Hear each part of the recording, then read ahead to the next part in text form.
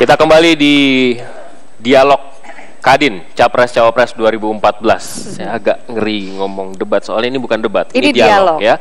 Jadi lebih lebih mencerahkan mestinya begitu. Kira-kira seperti itu yang dikatakan oleh Pak Anin tadi. Ya. Kita sudah dengarkan Ketua Penyelenggara menyampaikan sambutannya, begitu juga dengan Ketua Umum Kadin menyampaikan paparan dan insight-nya. Kita akan berikan kesempatan barangkali, Afi. Tentu kita akan berikan kesempatan untuk Capres Cawapres yang sudah hadir, Pak Prabowo maksud saya, dan juga Pak Hatta Rajasa untuk memberikan kata sambutan. Kami persilahkan.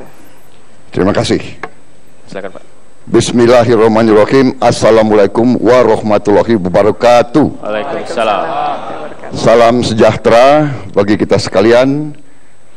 Shalom, Om Swastiastu, Nama Budaya. Selamat malam saudara-saudara sekalian yang saya hormati dan saya banggakan, Ketua Umum Kadin Bapak Suryo Sulisto dengan para pendiri Kadin, para senior yang hadir, para tokoh-tokoh nasional, tokoh-tokoh industri perdagangan Republik Indonesia yang hadir di sini.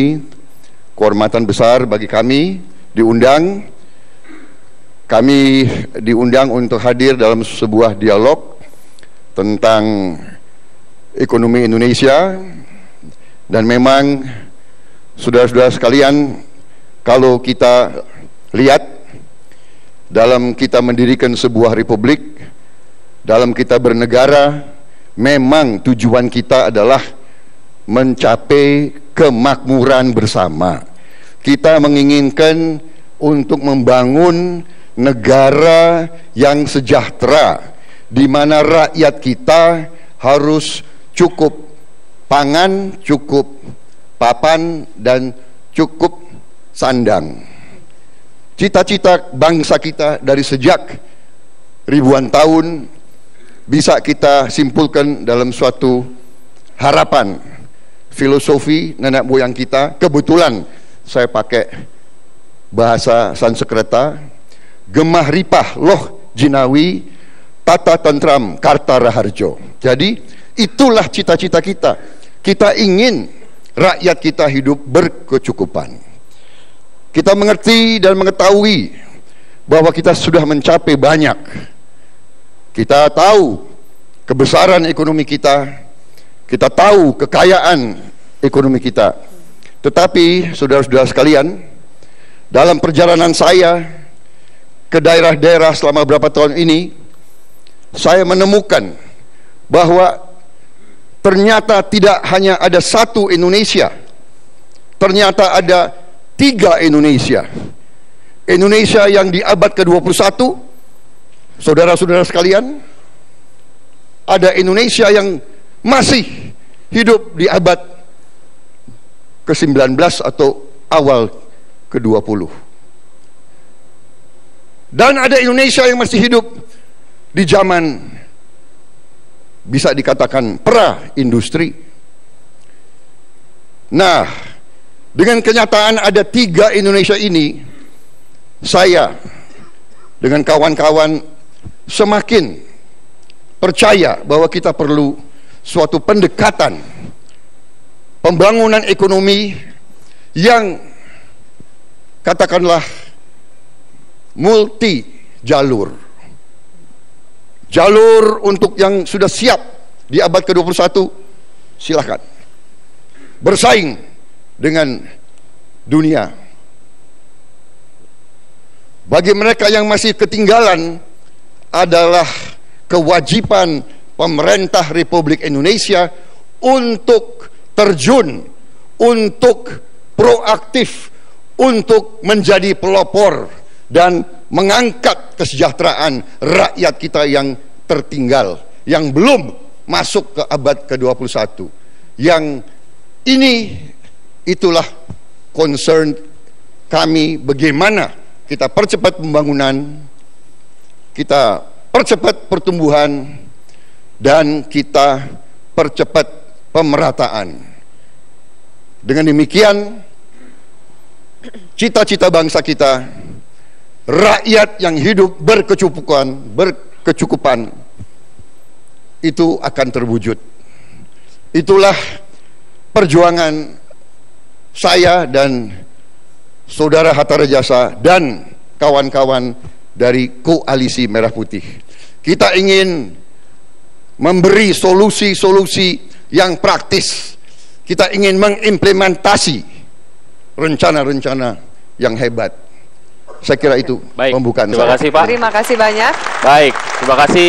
Barangkali nanti Pak Hatta bisa bergabung juga dari tanya jawab yang akan berlangsung. Yang akan berlangsung. Dan kita akan jelaskan dulu gitu bagaimana dialog ini akan berjalan. Kita akan memberikan kesempatan sekitar 1 menit bagi para rekan-rekan Kadin di sini untuk bertanya, dan juga akan ada kami berikan waktu sekitar durasi 3 menit untuk kemudian Bapak menjawab pertanyaan tersebut. Nah, di segmen ini kita akan mengangkat tema yaitu pangan, pertanian dan juga kelautan. Baiklah, kita berikan kesempatan kepada siapa yang ingin bertanya, kami persilakan. Silakan, Pak. Silakan. Mohon disebut nama dan asal asosiasi atau silakan. Terima kasih. Yang terhormat Bapak Calon Presiden Bapak Prabowo dan Subianto, serta Bapak Calon Wakil Presiden Bapak Hatta Rajasa, selamat malam dan salam sejahtera, Pak. Saya Rudian Kopot, Ketua Komite Tetap Perkebunan Kadin, akan bertanya mengenai masalah ketahanan pangan dan kemandirian pangan. Seperti kita ketahui, Pak, masalah ketahanan pangan sudah menjadi masalah utama dunia sekarang ini, karena peningkatan penduduk yang 30% akan diikuti dengan peningkatan konsumsi yang sampai 70%. Kalau kita lihat dari sisi demand, hal itu disebabkan karena kenaikan penduduk serta peningkatan pendapatan menyebabkan kenaikan konsumsi tadi. Sedang dari sisi supply, lahan yang tersedia terbatas, serta akibat daripada cuaca yang tidak menentu, maka kesinambungan daripada peningkatan produksi juga terganggu. Akibat daripada itu adalah defisit pangan bertambah makin lama makin besar. Pertanyaan kami adalah, apa konsep ketahanan dan kemandirian pangan yang Bapak tawarkan, khususnya terkait dengan pengurangan ketergantungan import akan pangan? Baik. Yang kedua, bagaimana keharmonisan daripada peran petani menengah dan pengusaha besar. Baik. Yang kedua adalah bicara pertanian, perkebunan, berarti masalah kesediaan pangan. Untuk itu kami mohon bagaimana alokasi daripada kesediaan pangan lahan tadi. Masuk. Lengkap sekali pertanyaannya, Bapak. Terima kasih dulu, atas pertanyaan Pak Rudian. Silakan langsung dijawab. Baik, terima kasih. Pertanyaan sangat strategis. Sebetulnya yang Bapak tanya adalah inti daripada strategi pembangunan kami. Yang kami lihat memang sangat benar, pertambahan penduduk mengakibatkan persediaan pangan dunia terbatas dan mengakibatkan harga pangan naik. Harga pangan rata-rata dalam 10 tahun ini naik rata-rata 80%, 70-80%. Kalau jagung dalam 10 tahun naik 98%, jagung. Kedelai 78%. Jadi memang benar. Nah, bagaimana? Kami membaca bahwa kita punya suatu yang bisa dikatakan window of opportunity. Kita ada waktu karena kita masih ada lahan. Ya, masih ada lahan. Kebetulan lahan yang kita miliki adalah hutan-hutan yang sudah rusak, degraded and destroyed forests. Kita ada 77 juta hutan yang sudah rusak, dan kerusakan ini berlanjut terus. Lanjutnya adalah tiap 10 menit rusak hutan seluas 6 lapangan bola. Jadi kita duduk di sini sudah lebih dari 10 menit, hutan seluas 6 lapangan bola rusak. Dan seterusnya, dan seterusnya, dan seterusnya. Jadi strategi kami adalah yang sudah rusak ini, 77 juta hektar ini, sebagian sesuai kemampuan kita, kita robah menjadi lahan produktif. Saudara-saudara sekalian, Dengan demikian, kita mengejar, hitungan kami kita punya 20 tahun. Our window of opportunity kita masih punya, we have 20 years, hitungan kami.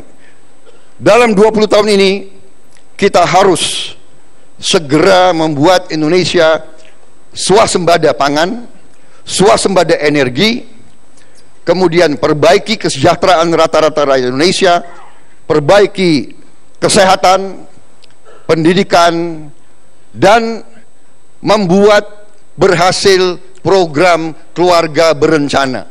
Karena yang kita kejar sekarang adalah bom, yaitu ledakan penduduk, the population explosion. Ledakan penduduk. Kita tambah tiap tahun, tambah 5 juta mulut baru yang harus kita beri makan. Baik, Bapak, terima kasih. Kita akan lanjutkan dengan pertanyaan lainnya, masih tentang sektor yang tadi, pangan, kelautan, pertanian dan kelautan. Silakan Ibu, silakan sebutkan nama dan asal. Assalamualaikum warahmatullahi wabarakatuh. Waalaikumsalam. Pak Prabowo dan Pak Hatta yang saya hormati, saya Nada Soraya Jayakusuma dari Provinsi Kepulauan Riau. Pertanyaan saya adalah mengenai kebijakan kelautan nasional, Pak. Sebagaimana yang kita ketahui, Indonesia sebagai sebuah negara maritim terbesar di dunia. Namun sampai saat sekarang, tidak ada satupun kebijakan yang membuat kita bisa mandiri dalam negara kita sendiri, karena kebijakan tersebut tidak mengarah kepada kelautan, terutama illegal fishing dan segala sesuatunya. Kadin Indonesia, Pak, saat sekarang telah membuat Provinsi Kepulauan Riau untuk menjadi pilot project dalam rangka menjadikan Provinsi Kepulauan Riau adalah Marine Culture Province. Yang saya ingin tekankan, selain industri kebijakan kelautan nasional, apa pendapat Bapak tentang pendirian Pengawal Laut dan Pantai Republik Indonesia atau Indonesia Sea and Coast Guard?